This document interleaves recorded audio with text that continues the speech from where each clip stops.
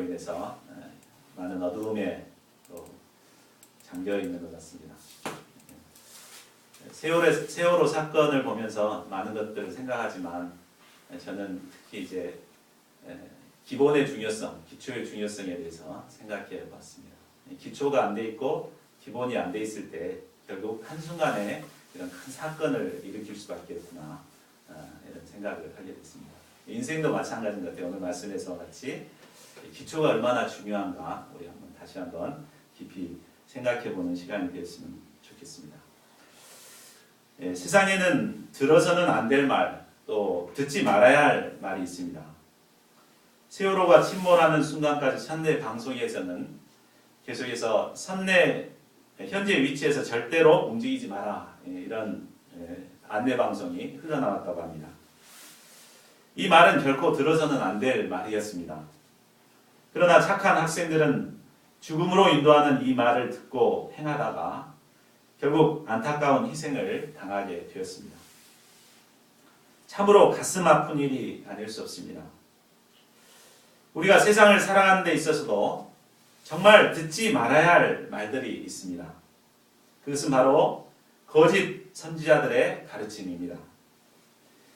그들은 우리를 위하는 척 부드러운 말들로 우리에게 다가오지만 우리로 죄의 열매를 맺게 하고 결국에는 멸망에 이르게 합니다. 반면에 우리가 반드시 꼭 들어야 할 말이 있습니다. 그것은 생명으로 인도하시는 예수님의 말씀입니다. 예수님의 가르침은 이 땅에서 우리의 삶을 고귀하고 풍성하게 합니다. 그리고 결국은 우리를 영원한 생명에 이르게 합니다. 예수님께서는 마태복음 5장부터 지금까지 주옥과 같은 산상수훈의 말씀을 통해 천국 백성들이 가져야 할 교훈에 대해서 가르치셨습니다. 그리고 오늘 결론의 말씀을 통해 천국 시민들이 가야 할 길이 어떤 길이며 또 맺어야 할 열매가 어떤 열매며 인생의 기초를 어디에 두어야 하는가를 가르치고 있습니다. 본문 말씀을 깊이 영접함으로 견고하고 아름다운 인생의 집을 지어가는 지혜로운 저희들이 될 수 있기를 기도합니다. 우리 13, 14절을 보십시오. 다시 13, 14절을 한 목소리로 같이 읽어보겠습니다. 시작. 좁은 문으로 들어가라. 멸망으로 인도하는 문은 크고 그 길이 넓어 그리로 들어가는 자가 많고 생명으로 인도하는 문은 좁고 길이 협착하여 찾는 자가 적으니라. 예수님은 천국 백성들을 향해 좁은 문으로 들어가라 라고 명령하십니다. 이 말씀은 미완료 현재형으로서 계속해서 좁은 문으로 들어가기에 힘쓰라는 뜻입니다. 우리가 좁은 문으로 들어가기에 힘써야 할 이유는 그곳이 바로 생명으로 인도하는 문이기 때문입니다. 그러면 여기서 좁은 문과 좁은 길은 무엇을 말할까요? 이는 바로 예수님을 말합니다. 요한복음 10장 9절에서 예수님께서는 내가 문이니 누구든지 나로 말미암아 들어가면 구원을 얻는다고 말씀하셨습니다. 또 요한복음 14장 6절에서도 내가 곧 길이요 진리요 생명이니 나로 말미암지 않고는 아버지께로 올 자가 없느니라 라고 말씀하셨습니다. 예수님은 생명에 이르게 하는 문이 되십니다. 또한 예수님은 길이요 진리요 생명이 되십니다. 그런데 예수님을 상징하는 이 문과 길을 왜 좁다라고 표현을 했을까요? 그것은 예수님을 따르는 생활이 결코 쉽지 않기 때문입니다. 예수님은 누가복음 9장 23절에서 자신을 따르는 자들에게 이렇게 말씀하셨습니다. 아무든지 나를 따라오려거든 자기를 부인하고 제 십자가를 지고 나를 쫓을 것이니라. 날마다 제 십자가를 지고 나를 쫓을 것이니라. 하루 이틀도 아니고 일생 동안을 날마다 자기를 부인하고 자기 십자가를 지고 예수님을 따른다는 것은 분명히 좁은 길입니다. 이 길을 가려면 세상을 사랑하는 마음을 부인해야 하고 하나님을 사랑할 것을 결단해야 합니다. 이 길은 십자가의 길이기 때문에 좁고 협착해서 찾는 이가 적습니다. 사람들에게 인기가 없고 고독합니다. 그러나 이 길은 결국 우리를 생명으로 인도하는 생명의 길이요 영광의 길입니다. 이 길은 좁고 협착하여 힘들지만 영생이 있고 영원한 하늘나라의 소망이 있습니다. 세상 즐거움과 비교할 수 없는 영적 즐거움이 있습니다. 반면 넓은 문은 크고 그 길이 넓어서 그리로 들어가는 자가 많습니다. 많은 사람들이 가기 때문에 외롭지가 않고 즐거워 보입니다. 또 육체와 마음이 원하는 대로 하기 때문에 아주 자유롭습니다. 그러나 그 결국이 어디에 이릅니까? 바로 멸망입니다. 넓은 문은 육신의 소욕이 이끄는 삶이요 죄의 열매를 맺는 삶입니다. 그리고 그 끝은 영원한 파멸에 이르게 됩니다. 사람들은 당장에 눈앞에 보이는 편하고 유익한 것을 쫓아 살아갑니다.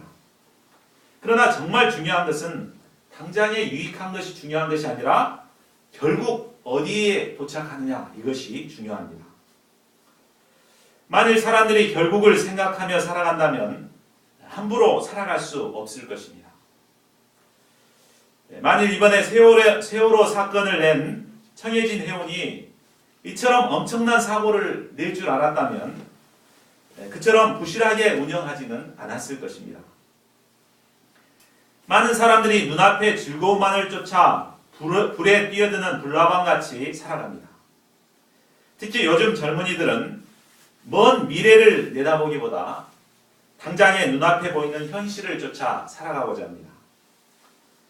이제 캠퍼스 피싱을 나가보면 이제 설문을 이렇게 조사를 받거든요. 제 1번 문제가 대학 생활에서 무엇을 하기를 원하는가 이 질문에 있는데 거기에 대답이 대부분이 첫 번째로 하는 것이 이제 좋은 학점과 또 취직 준비 이것을 1번으로 꼽습니다. 그리고 2번이 폭넓은 인간관계와 이성교제 이것을 꼽습니다.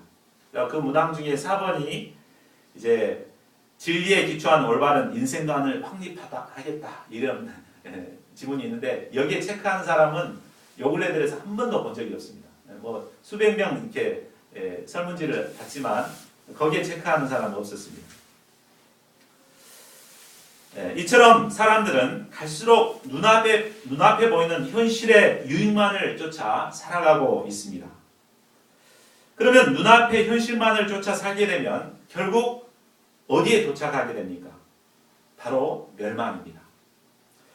누가복음 17장 27절에 보면 노아 시대 사람들이 어떤 삶을 살았는가 말하고 있습니다. 그들은 영적인 일에는 무관심했고 그저 먹고 마시고 시집가고 장가가는 일에만 몰두하였습니다. 뭐 오늘날 세상 사람들이 살아가는 것과 별 다를 바가 없는 것 같죠? 그들은 하나님을 찾지 않았습니다. 오로지 눈앞의 현실적인 일에만 몰두하며 살고 있었습니다. 그러나 이런 시대에 노아만은 그렇지 않았습니다. 노아만은 하나님과 동행하는 삶을 살았습니다. 노아 혼자만 좁은 길을 갔던 것입니다. 그리고 그는 장차올 심판에 대해서 사람들에게 소개했습니다. 그리고 자신은 열심히 방주 짓는 일을 하였습니다. 이처럼 화창한 봄 연휴에도 너도 나도 다 이렇게 놀러 갔지만 그는 가족들과 함께 교회에 나와서 예배도 드리고 말씀 공부도 하고 열심히 방주 짓는 일을 하였습니다. 아마 사람들은 이런 그를 아주 어리석은 사람이다, 세상 물정을 모르는 사람이라고 손가락질했을 것입니다. 그러나 그 결과는 어떻게 되었습니까? 심판이 있기 전까지 넓은 길로 갔던 사람들이 아주 지혜롭고 잘 사는 것 같이 보였습니다.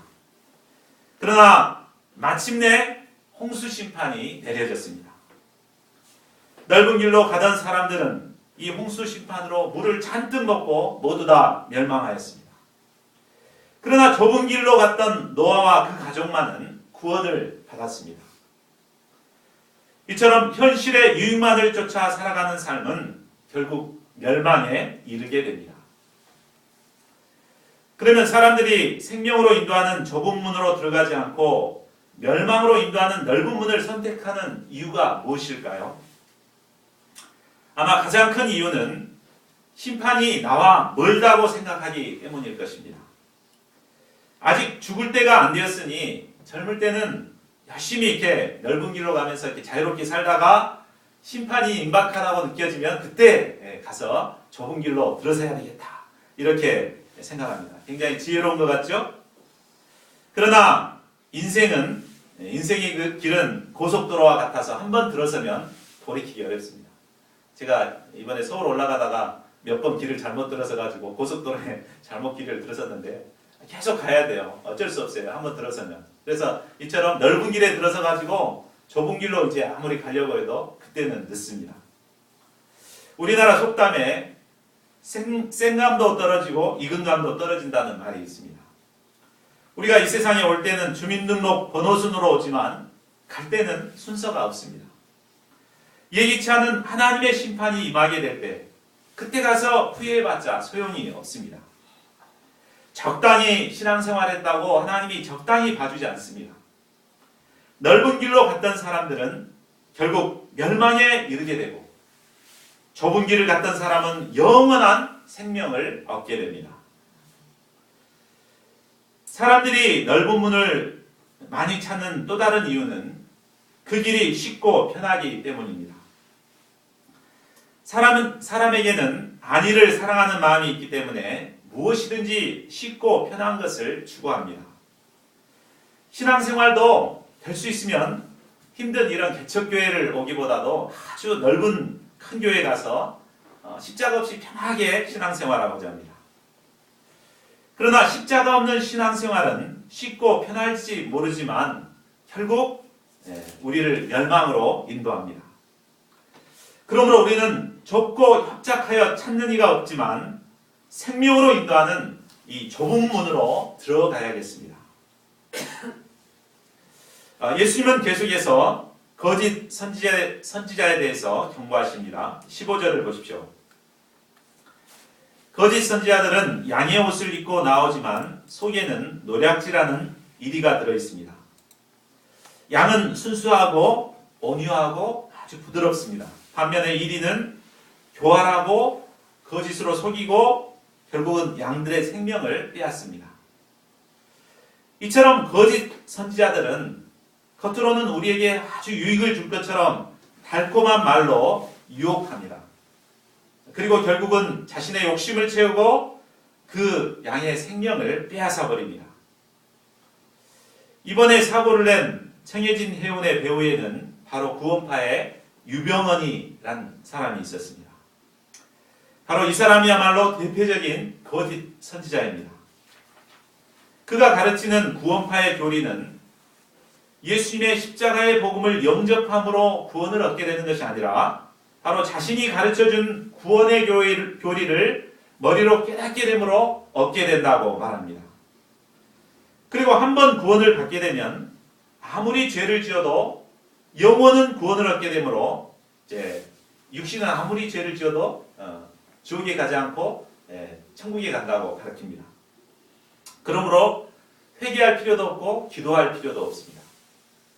참 얼마나 쉽습니까? 신앙생활이. 죄 지어도 되고 구원 따놓은 것이고 기도 안 해도 되고 그러니까 얼마나 참 넓은 길입니까?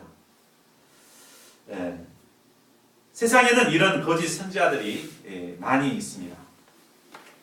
특히 성경은 예수님의 재림이 가까울수록 이런 거짓 선지자들이 활개를 치고 양들을 미혹할 것이라고 말하고 있습니다. 신천지의 이만희, 또 하나님 교회의 안상홍 등과 같은 대표적인 이단들도 있고 그 외에도 넓은 문으로 인도하는 수없이 많은 거짓 선지자들이 우리 신자들을 미혹하고 있습니다. 그들은 겉으로는 하나님의 종인 것처럼 가장하지만 속은 노략질하는 일입니다. 그들은 교묘하게 사람들의 환심을 사서 사람들을 속이고 자기의 사리사욕을 취하며 결국 영혼을 파멸시킵니다. 우리는 이런 거짓 선지자들을 삼가해야겠습니다. 그러면 우리가 어떻게 양의 탈을 쓴 거짓 선지자들을 분별할 수 있을까요? 16절을 보십시오. 그의 열매로 그들을 알지니 가시나무에서 포도를 또는 엉겅퀴에서 무화과를 따겠느냐. 가시나무와 포도나무 가지는 얼핏 보면 비슷합니다. 그러나 가시나무에는 가시가 있고 결코 포도 열매가 맺지 않습니다. 엉겅퀴의 잎이 무화과와 비슷하다고 해서 무화과가 열리지 않습니다. 우리는 겉모습이 아닌 그들의 인격의 열매와 또 생활의 열매를 통해서 그 나무를 분별할 수 있습니다. 겉모습은 아주 그럴듯하게 속일 수 있어도 그들의 삶의 열매는 속일 수 없습니다. 그러므로 우리는 그들의 말이나 겉모습에 현혹되지 말고 그들이 어떤 열매를 맺는가를 잘 살펴야 합니다. 그럴 때 미혹되지 않습니다. 그러면 좋은 나무와 나쁜 나무는 각각 어떤 열매를 맺습니까? 17, 18절을 보십시오. 이와 같이 좋은 나무마다 아름다운 열매를 맺고 못된 나무가 나쁜 열매를 맺나니 좋은 나무가 나쁜 열매를 맺을 수 없고 못된 나무가 아름다운 열매를 맺을 수 없느니라. 좋은 나무는 아름다운 열매를 맺습니다. 그렇다면 아름다운 열매가 구체적으로 어떤 것일까요? 갈라디아서 5장 22, 23절에 보면 성령의 9가지의 열매가 나옵니다. 오직 성령의 열매는 사랑과 희락과 화평과 오래 참음, 자비, 양선, 충성, 온유, 절제 이렇게 9가지 열매입니다. 그러니까 참 좋은 나무들은 정말 사랑이 풍성하고 이기적이었던 자가 남에게 베푸는 삶을 살고 이런 아름다운 열매들을 맺어갑니다. 그러나 나쁜 나무는 나쁜 열매를 맺게 됩니다. 우리 나쁜 열매도 갈라디아서 5장 19절에서 21절에 나와 있습니다. 한번 같이 읽어볼까요? 시작. 육체의 일은 분명하니 곧 음행과 더러운 것과 호색과 우상숭배와 주술과 원수 맺는 것과 분쟁과 시기와 분냄과 당지는 것과 분열함과 이단과 투기와 술 취함과 방탕함과 또 그와 같은 것들이라. 이처럼 나쁜 열매를 맺는 자는 결국 심판을 받게 됩니다. 그런데 우리가 이런 나쁜 열매를 맺지 않았다고 해서 좋아할 것도 없습니다. 왜 그렇습니까? 그것은 아름다운 열매를 맺지 않는 나무는 결국 심판을 받기 때문입니다. 우리 19절을 보겠습니다. 아름다운 열매를 맺지 아니하는 나무마다 찍혀 불에 던져지느니라. 소극적으로 나쁜 열매 안 맺었다고 구원받는 게 아니죠. 좋은 열매를 맺어야, 아름다운 열매를 맺어야 심판을 받지 않습니다. 이를 볼 때 우리는 반드시 아름다운 열매를 맺어야 함을 알게 됩니다. 그렇다면 우리가 어떻게 아름다운 열매를 맺을 수 있을까요? 우리는 본래 돌감람나무로서 본성이 부패해서 쓸모없는 열매만 맺을 수밖에 없는 자들이었습니다. 우리에게는 근본적으로 아담의 교만과 불순종의 피가 흐르고 있습니다. 또 가인의 반발심과 탐욕의 피가 흐르고 있기 때문에 아무리 노력해도 좋은 열매를 맺을 수가 없습니다. 이런 우리가 어떻게 좋은 열매를 맺을 수 있습니까? 이는 참 포도나무 대신 예수님께 접붙임받을 때 우리는 좋은 열매를 맺을 수 있습니다. 우리 요한복음 15장 5절을 한번 같이 읽어보겠습니다. 시작. 나는 포도나무요 너희는 가지라. 그가 내 안에 내가 그 안에 거하면 사람이 열매를 많이 맺나니 나를 떠나서는 너희가 아무것도 할 수 없으니라. 돌감람나무였던 우리가 바로 참 포도나무 대신 예수님 안에 거하게 될 때 우리는 예수님으로부터 영양분을 공급받아서 자연스럽게 아름답고 풍성한 포도나무의 열매를 맺을 수 있게 됩니다. 저희 모두가 참 포도나무 대신 예수님 안에 거함으로 아름다운 열매를 맺는 자들이 될 수 있기를 기도합니다. 아멘. 신앙생활이란 바로 아름다운 열매를 맺는 삶입니다. 교회를 다니는 삶이 아닙니다. 아름다운 열매를 맺어야 합니다. 그저 입술로만 주여 주여 한다고 구원에 이르는 것이 아닙니다. 때문에 예수님께서는 말씀하십니다. 우리 21절을 함께 읽겠습니다. 시작. 나더러 주여 주여 하는 자마다 천국에 들어갈 것이 아니요 다만 하늘에 계신 내 아버지의 뜻대로 행하는 자라야 들어가리라. 아멘. 주여 주여 하는 자들은 입술로만 신앙생활하는 자들입니다. 때문에 이들은 입술은 천국에 들어갈 수 있습니다. 그러나 천국은 바로 하나님 아버지의 뜻대로 행하는 자들만이 들어가는 곳입니다. 아멘. 하나님 아버지의 뜻대로 행하는 자는 부족하지만 하나님을 사랑하고 또 믿음으로 하나님을 기쁘시게 하고자 몸부림치는 자들입니다. 자기의 뜻보다 하나님의 뜻을 앞세우는 자들입니다. 이런 자들은 날마다 자기를 부인하고 자기 십자가를 지고 예수님을 따릅니다. 아멘. 무엇을 하든지 하나님의 말씀에 순종하기에 힘씁니다. 아멘. 하나님은 이런 자들을 기뻐하시고 축복하십니다. 아멘. 저희 모두가 하나님 아버지의 뜻대로 행함으로 모두 다 천국에 들어갈 수 있기를 기도합니다. 아멘. 22절을 보십시오. 예수님께서는 마지막 심판날에 있게 될 일을 말씀해 주십니다. 주여 주여 우리가 주의 이름으로 선지자 노릇하며 주의 이름으로 귀신을 쫓아내며 주의 이름으로 많은 권능을 행하지 아니하였나이까. 이를 통해 볼 때 입술로만 신앙생활하는 자들도 선지자 노릇도 할 수 있고 또 귀신도 쫓아내고 많은 권능도 행할 수 있음을 보게 됩니다. 우리는 이런 사람들을 얼마나 부러워합니까? 선지자처럼 이렇게 말씀의 종이 되어서 이렇게 참 지혜롭게 아주 은혜스럽게 말씀을 전하는 목사님들 보면 얼마나 부럽습니까? 또 참 능력이 있어가지고 귀신도 쫓아내고 또 큰 권능을 이렇게 행하는 사람들 보면 정말 부럽습니다. 그러나 이렇게 귀신도 쫓아내고 설교도 잘하고 권능을 행하는 것만이 곧 하나님께서 기뻐하는 종이 아님을 보게 됩니다. 그러면 예수님께서는 어떤 자를 심판하십니까? 어떤 자를 기뻐하실까요? 23절을 보십시오. 예수님께서 그들을 심판하시는 이유는 바로 내가 너희를 도무지 알지 못하노라. 바로 예수님이 알지 못하는 것이고 또 그들이 불법을 행했기 때문입니다.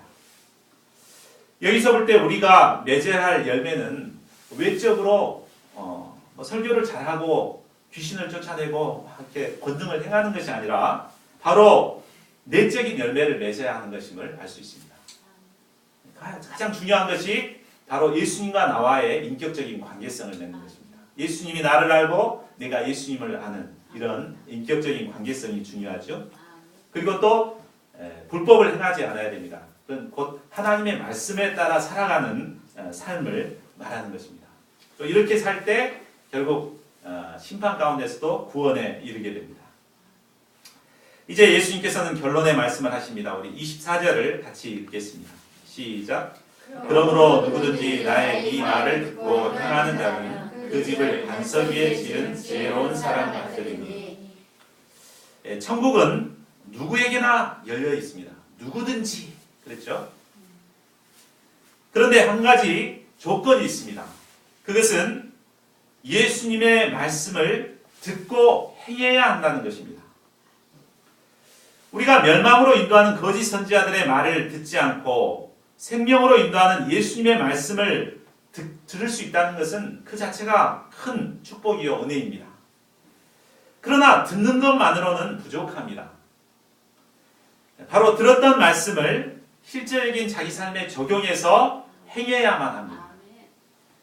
예수님이 하신 말씀을 듣고 그 말씀을 그대로 행한다는 것은 쉬운 일이 아닙니다.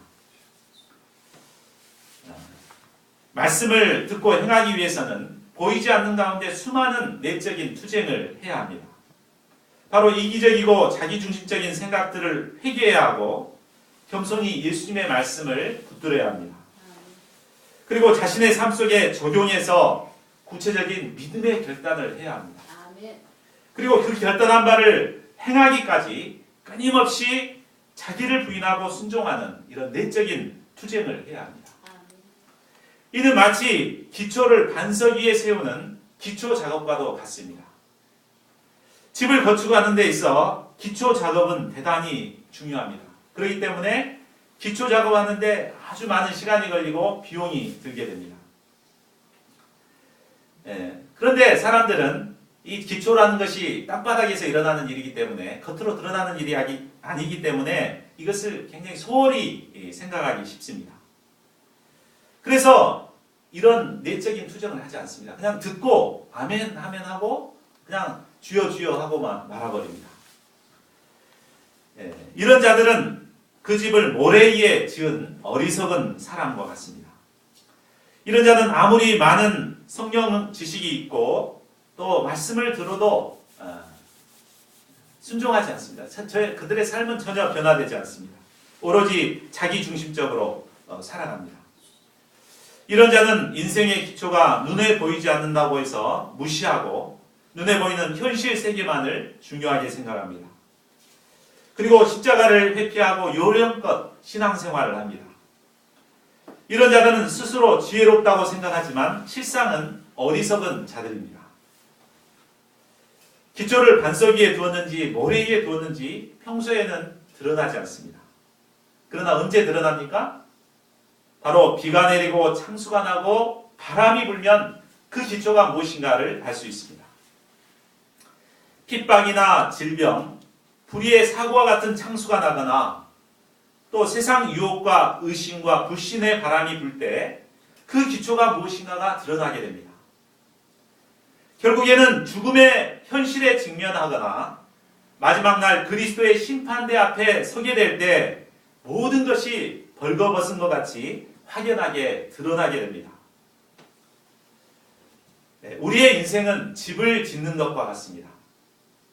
집을 짓는 데 있어서 가장 중요한 것이 바로 기초공사입니다. 기초공사를 튼튼히 할 때 높은 집을 지을 수 있고 또 어떤 시련에도 견딜 수 있는 강한 튼튼한 집을 지을 수가 있습니다. 우리 가오리가 살고 있는 LA 지역은 지진 때라서 건물을 높이 지을 수가 없습니다. 그래서 보면은 높아봤자 한 2층이죠. 그것도 대부분 나무로 지어졌습니다. 그건 왜냐하면 지진이 나서 이렇게 흔들려도 넘어지지 않도록 하기 위한 것이고 고층 빌딩을 지을 수가 없습니다. 근데 다운타운에 가보면 고층 빌딩이 있어요. 그 이유가 바로 그 밑에가 안반지대가 있어가지고 그 안반에다 기초를 이렇게 세우면 웬만한 지진이 나도 흔들리지 않기 때문에 그곳에 높은 빌딩을 세운다고 합니다. 이처럼 기초가 견고할 때 우리는 높은 집을 짓고 또 아름다운 집을 지을 수가 있는 것입니다. 그런데 사람들은 이 기초를 견고하게 하려고 하기보다도 겉으로 드러난 외모를 아름답게 꾸미거나 또 높이 지으려고 고민합니다. 그래서 남들보다 조금이라도 더 높이 또 조금이라도 더 화려한 집을 짓고자 합니다. 그러나 아무리 화려한 집이라도 기초가 부실하게 되면 모든 것이 한순간에 허물어지게 됩니다. 우리나라 사람들이 자살률이 가장 높다고 하죠. 그 이유는 바로 기초가 없기 때문입니다. 기초가 없는 사람들이 높이 쌓으려고만 하다가 흔들리게 되면 댓글 하나만 보고도 상처받고 그냥 자살해버리고 이런 사람들이 많은 것입니다.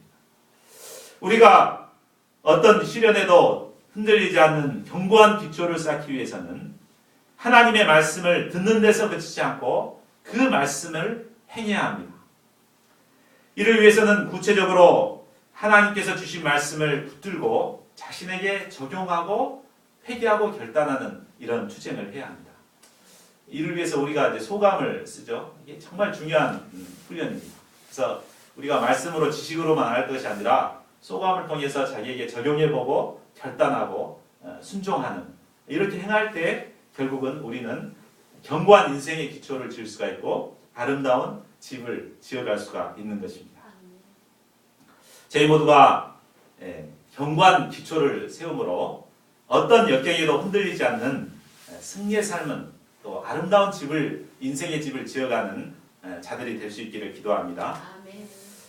결론을 맺겠습니다. 오늘 우리는 어떤 자가 진정 지혜로운 자인가를 배웠습니다. 지혜로운 자는 남들이 많이 간다고 넓고 편한 길을 가지 않습니다. 좁고 협착해서 인기가 없어도 십자가의 길, 생명의 길을 갑니다. 지혜로운 자는 좋은 나무가 되어서 아름다운 열매를 맺습니다. 무엇보다 지혜로운 자는 생명의 말씀을 듣는 데서 그치지 않고 실제 삶에서 행하는 자입니다.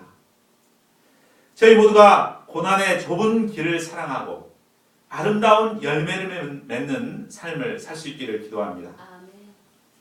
무엇보다 예수님의 말씀을 듣고 행하는 지혜로운 자들이 될 수 있기를 기도합니다. 그리하여 어떤 비바람도 능히 이겨낼 수 있는 견고한 인생의 집을 지어가는 저희 모두가 될 수 있기를 간절히 기도합니다. 요절 말씀 24절을 읽고 잠깐 통성으로 기도하는 시간을 갖고자 합니다. 24절 시작. 그러므로 누구든지 나의 이 말을 듣고 행하는 자는 그 집을 반석 위에 지은 지혜로운 사람 같다.